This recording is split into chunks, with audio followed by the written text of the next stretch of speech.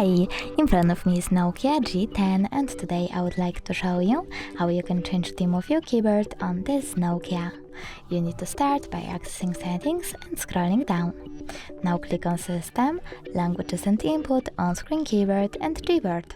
Over here, click on Theme and just Show More to see all available ones.